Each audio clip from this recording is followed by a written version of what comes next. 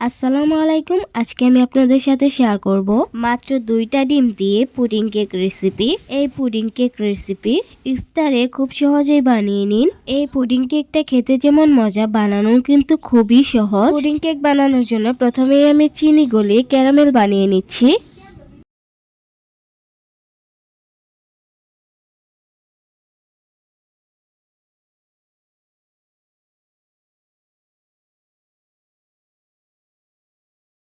Caramel বানানো হয়ে গেলে যে বাটিতে পুডিং বানাবো সেই বাটিতে ক্যারামেল সেট করে নিচ্ছি। এবার একটা বাটিতে আমি 2টা ডিম ভেঙে নিচ্ছি।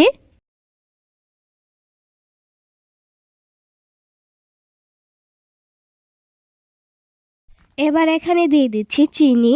আপনাদের পরিমাণ মতো চিনি দিয়ে দিবেন। চিনি আমি গুঁড়া করে পাউডার বানিয়ে নিছি। চিনি গুঁড়া করে নিলে ডিমের সাথে মিক্স খুবই তাড়াতাড়ি করা যায়।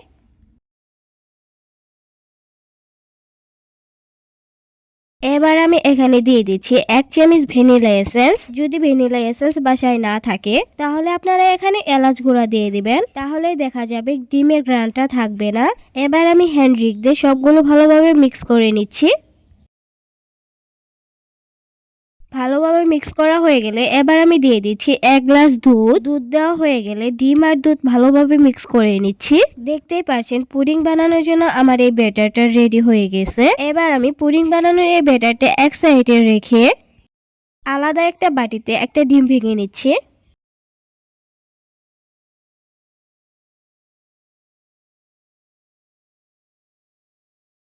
এবার এখানে আমি দিয়ে দিচ্ছি পরিমাণ মতো চিনি গুঁড়া। আমি পুডিং এর জন্য 2টো ডিম ব্যবহার করেছি, আর কেক বানানোর জন্য একটা ডিম ব্যবহার করব। সর্বমোট পুডিং আর কেকের জন্য আমার 3টা ডিম লেগেছে।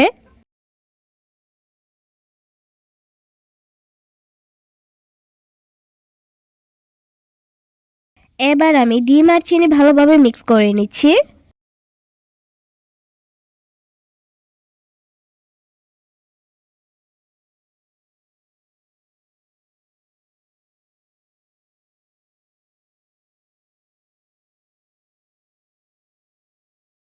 এখানে দিয়ে দিচ্ছি 1 চামচ ভ্যানিলা এসেন্স। ভ্যানিলা এসেন্স দেওয়ার পর ভালোভাবে হ্যান্ড উইস্ক দিয়ে মিক্স করে নিচ্ছি।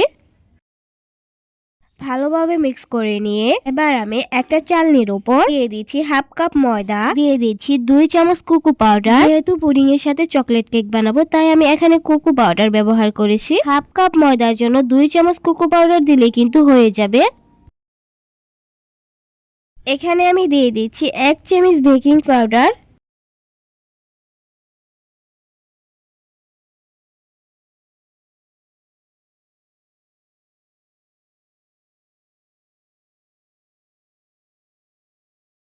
আরও দিয়ে দিচ্ছি 1 চিমটি পরিমাণে কর্নফ্লাওয়ার।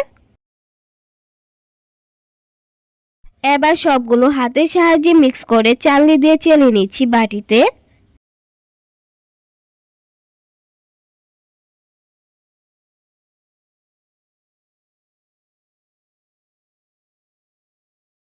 বাটিতে নেওয়া হয়ে গেলে হ্যান্ড উইস্ক দিয়ে ভালোভাবে ডিমের সাথে মিক্স করে নিচ্ছি।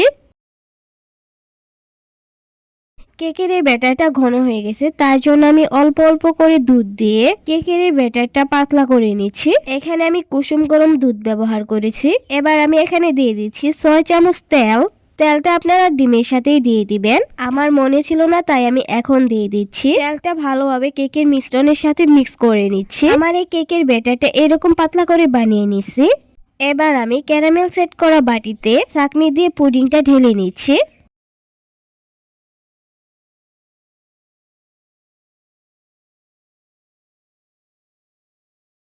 বাটিতে পুডিং এর মিশ্রণটি দেওয়া হয়ে গেলে আমি কেকের এই ব্যাটারটা পুডিং এর দুধে দিয়ে দিচ্ছি। কেকের এই ব্যাটারটা পুডিং এর দুধে দেওয়া হয়ে গেলে হাতের সাহায্যে একটু ছড়িয়ে দিবেন। কেকের ব্যাটারটা উপরে না ভাসলেও ভয় পাওয়ার কোনো কারণ নেই, কারণ পানির ভাপের সাহায্যে কেকের এই ব্যাটারটা আপনা আপনি সেট হয়ে যাবে। আমি কড়াইয়ে পানি দিয়ে লোহার শিক দিয়ে নিছি। লোহার শিকের ওপর পুডিং কেকের বাটিটা দিয়ে ঢেকে দিচ্ছি। বাটিতে ঢেকে দেওয়া হয়ে গেলে তার উপরে আরেকটা ঢাকনা দিয়ে দিচ্ছি, যাতে বাইরে পানির ভাপটা না বের হয়। আমি পুডিং কেক চুলার অল্প আছে 25 মিনিট ধরে ভাপ দিয়ে নিছি। আর এই 25 মিনিটেই কিন্তু আমার পুডিং কেক পারফেক্ট ভাবে হয়ে গেছে। আমি ঢাকনাটা তুলে নিচ্ছি।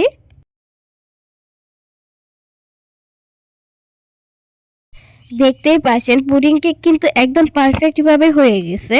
পুডিং কেকটা সামান্য ঠান্ডা করে নিয়ে ফ্রিজে রেখেছিলাম 3 ঘন্টা।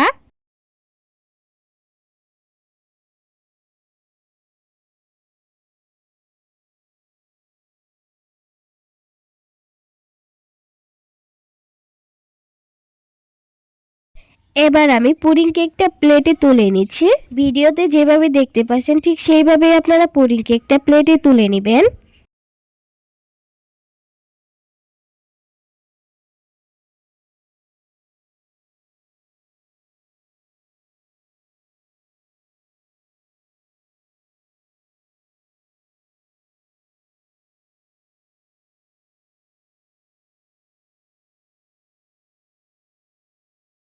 এই পুডিং কেকটা বানিয়ে খেলে মুখে দেওয়ার সাথে সাথেই কিন্তু মিলিয়ে যাবে। আর সারাদিন রোজা থাকার পরে এই পুডিং কেকটা খেলে কলিজা ঠান্ডা হয়ে যাবে। ভিডিওটি ভালো লাগলে অবশ্যই পাশে থাকবেন।